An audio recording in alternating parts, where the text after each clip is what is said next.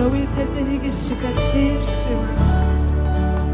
turawiteze n'umunezero mwinshi, turiteze uwo munsi mwami n'akanyamuneza kenshi kuko uri hafi kuza. Ijwi ry'abategereje kukuza kumukiza ryamaze kutumenyesha kw'igihe kiri hafi. Ijwi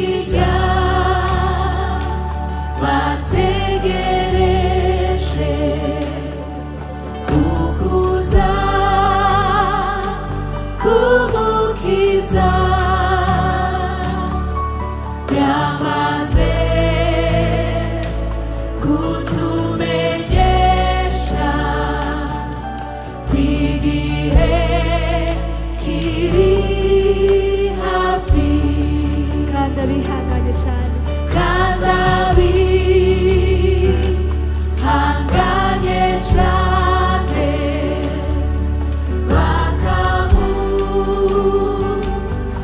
bakamutegereza bazumva ijwi ribabwira riti muze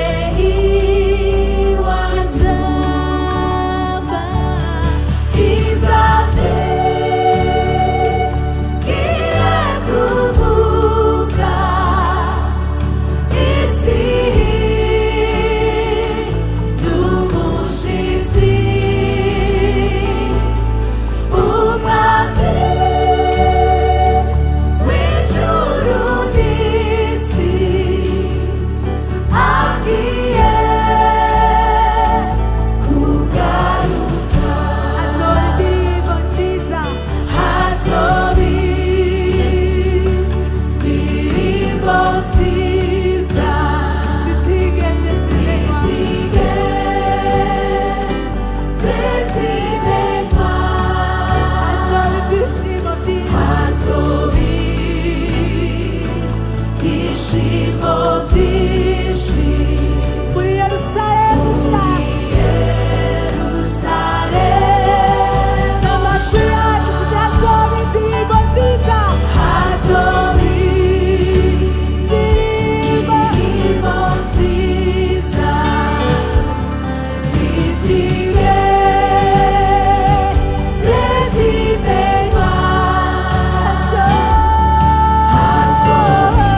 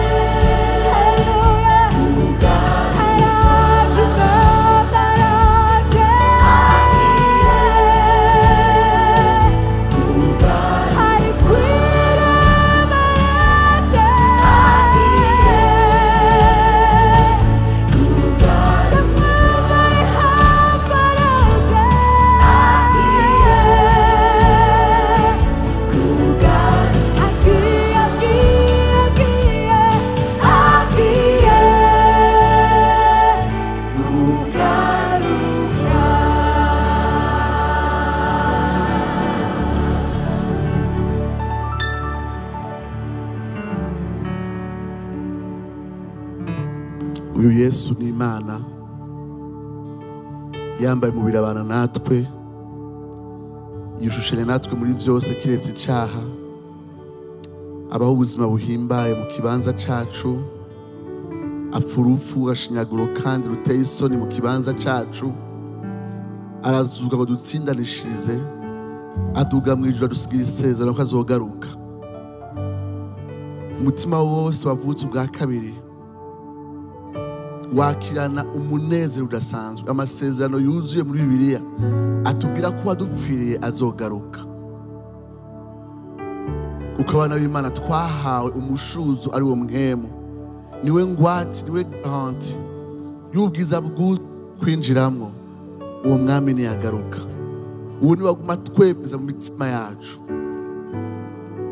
ko dukwiye kurindirana igishika, wa wundi afise ububasha bwose, wa wundi ijambo ryiwe ariryo ryaremye amajuru n'isi.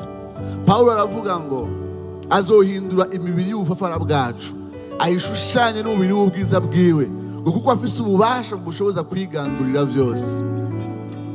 Imibiri yacu ibora izokwambara ukutabora, imibiri yacu y'intege izokwambara ubushobozi, imibiri yacu iteye isoni izokwambara ubwiza, imibiri yacu idatunganye izokwambara ubutungana.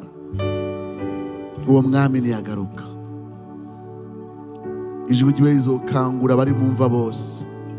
Yohana avuga ngo numva ijwi rivuye mu ijuru, maze ngo abapfuye bose, abahambaye n'aboroshe, bahagara imbere y'intebe y'Imana, maze ibitabo birazingururwa.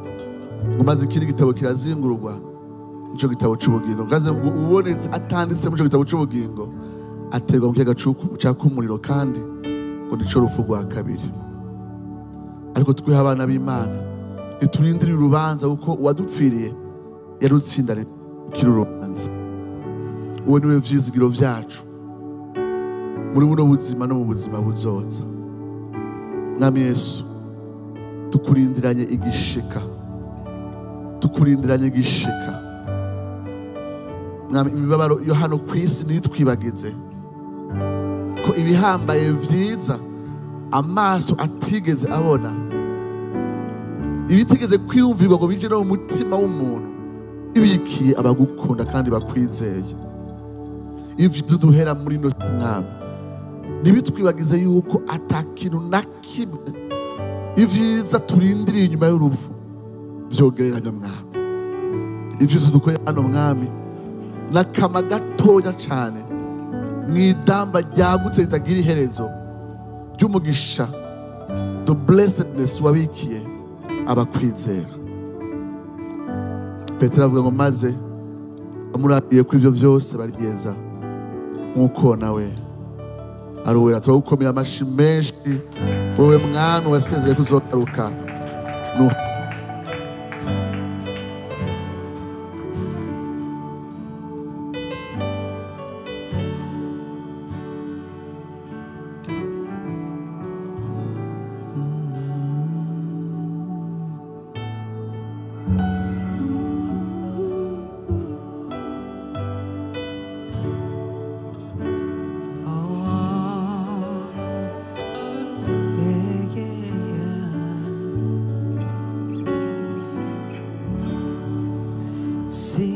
sinzoruhuka nashitse, ntabwo nzohengeshanya namba, nzokomeza urwo rugendo, nzogendana na